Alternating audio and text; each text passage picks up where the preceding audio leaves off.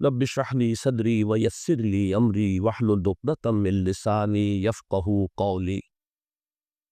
اللهم ربنا الهمنا رشدنا واعذنا من شرور انفسنا. اللهم ارحمنا بالقرآن العظيم. اللهم اجعله لنا اماما ونورا وهدى ورحمة. اللهم ذكرنا منه ما نسينا وعلمنا منه ما جهلنا وارزقنا تلاوته آناء الليل وآناء النهار واجعله لنا حجة يا رب العالمين آمین۔ بزار اور ترمذی میں حضرت عبداللہ ابن مسعود سے نبی صلی اللہ علیہ وسلم پر یہ ارشاد نقل ہوا ہے، ان المرأۃ عورۃ، عورت چھپا کر رکھنے کی چیز ہے۔ ان المرأۃ عورۃ فاذا خرجت، جب وہ گھر سے نکلتی ہے، استشرفها شیطان، اب شیطان جو ہے اس کو تاب میں رکھتا، واقرب ما تکون بروحۃ ربھا وہی فی قعر بیتھا، وہ اپنے رب کی رحمت سے قریب ترین ہوتی ہے جبکہ اپنے گھر کے بھی کسی اندرونی حصے۔ اسی لیے فرمایا مردوں کے لیے مسجد میں نماز افضل 28 گنا، اور عورت کے لیے گھر کی نماز مسجد سے افضل، گھر کے صحن کی مسجد سے افضل، دالان کی صحن سے افضل، کمرے میں اس سے افضل، اور کمرے کی کو بغلی کوٹھڑی ہے تو اس میں سب سے افضل۔ یہ احادیث نبی عبداللہ ابن احمد ابن حنبل نے زوائد الزہد میں اور ابن ابی شیبہ نے، ابن سعد نے اپنی کتابوں میں مسروق کی روایت نقل کی ہے کہ حضرت عائشہ جب تلاوت قرآن کرتے ہوئے اس آیت پر پہنچتی تھی وَقَرْنَ فِي بُيُوتِكُنَّ، تو بے اختیار رو پڑتی، قرآن کہتے ہیں اپنے گھروں میں رہو۔ حضرت عائشہ نے شہادت عثمان کے بعد باہر نکل کر لشکر کی تیاری، پھر ساری عمر افسوس تھا کہ میں نے غلط۔ حافظ ابو بکر بزار حضرت انس سے روایت کرتے ہیں کہ عورتوں نے حضور سے عرض کیا کہ ساری فضیلت تو مرد لوٹ کے لے گئے، وہ جہاد کرتے ہیں، خدا کی راہ میں بڑے بڑے کام کرتے ہیں، ہم کیا عمل کریں کہ ہمیں بھی مجاہدین کے برابر اجر مل سکے؟ جواب میں آپ نے فرمایا من قاتت منکن فی بیتھا فانھا تدرک عمل المجاہدین، تم میں سے جو شخص اپنے گھر میں بیٹھی رہے گی وہ مجاہدین کا اجر حاصل کر۔ یہ ایک ہوا کا رخ ہے، بتایا جا رہا، یہ نظام ہے جس کو اس شکل میں دیا جا رہا۔ اب آئیے سورہ نور کی طرف۔ یا ایھا الذین آمنوا لا تدخلوا بیوتا غیر بیوتکم حتی تستأنسوا وتسلموا علی اہلها ذالکم خیر لکم لعلکم تذکرون۔ اہل ایمان مت ہرگز مت داخل ہو اپنے گھروں کے علاوہ کسی اور گھر میں جب تک کہ تم ان کے ساتھ مانوس نہ ہو جاؤ، اذن نہ لے لو، ان پر سلام نہ کرو، یہی تمہارے لیے خیر ہے۔ اس کے بعد تفصیل آئی ہے، اس میں اس وقت نہیں جا رہا۔ اور جو لوگ اس پر عمل نہیں کرتے ان کے بارے میں قرآن مجید کیا کچھ حضور کیا کچھ فرما رہے ہیں یہ آپ سن لیجیے، بہت سخت احکام۔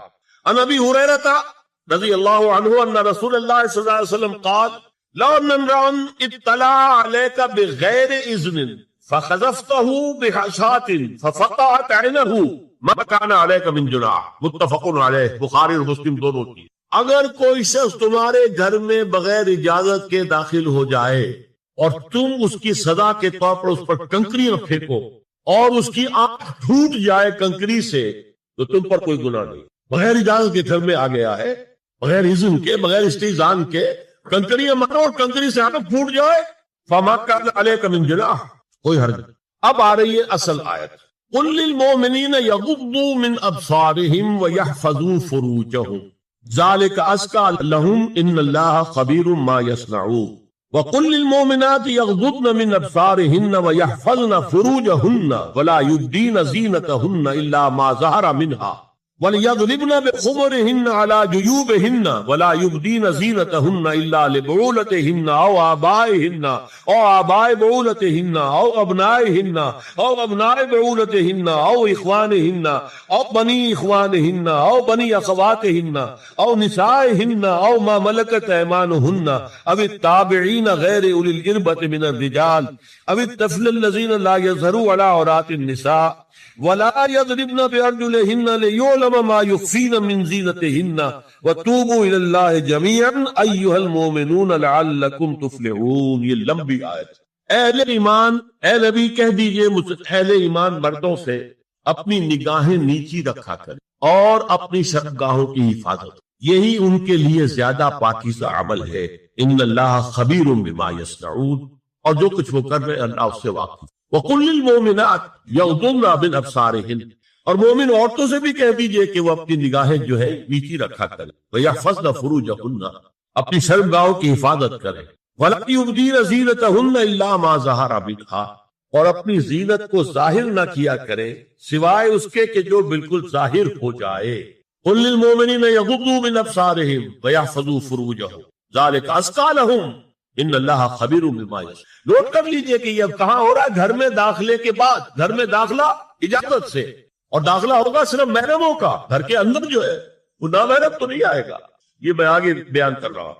وَقُلْ لِلْمُؤْمِنَاتِ يَغْضُضْنَ مِنْ أَبْصَارِهِنَّ وَيَحْفَظْنَ مِنْ فُرُوجِهِنَّ، اور کہہ دیجئے مومن عورتوں سے بھی کہ وہ بھی اپنی نگاہیں جھکا کر رکھیں اور اپنی شرمگاہوں کی حفاظت کریں۔ وَلَا يُبْدِينَ زِينَتَهُنَّ إِلَّا مَا ظَهَرَ مِنْهَا، محرموں سے پردہ کیا ہے؟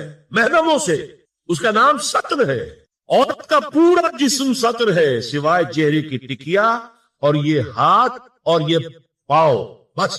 کیا مطلب ہے؟ بھائی بھی نہیں دیکھ سکتا بہن کے جسم کا کوئی اور حصہ، باپ بھی نہیں دیکھ سکتا بیٹی کے جسم کا کوئی حصہ، یہ ستر ہے، ستر محرموں سے پردہ ہے۔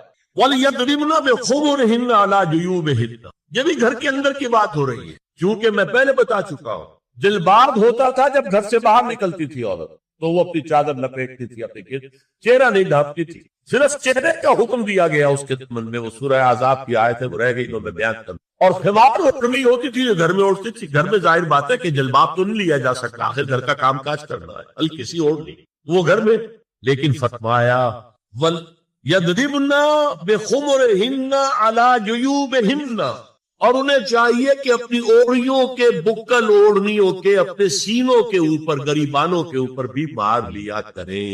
اب اس کے بعد فرمایا وَلَا يُبْدِينَ زِينَتَهُنَّ إِلَّا لِبُعُولَتِهِنَّ، اب یہاں یہ زینت کا لفظ آ رہا ہے چہرے کے، اور چہرے ہی میں کچھ سنگھار بھی ہوتا ہے۔ اب ان کے لیے کہا گیا کہ چہرے کی زینت اور چہرے کے اوپر اگر کوئی بناؤ سنگھار ہے، زیور ہے، اس کی زینت نہ ظاہر کر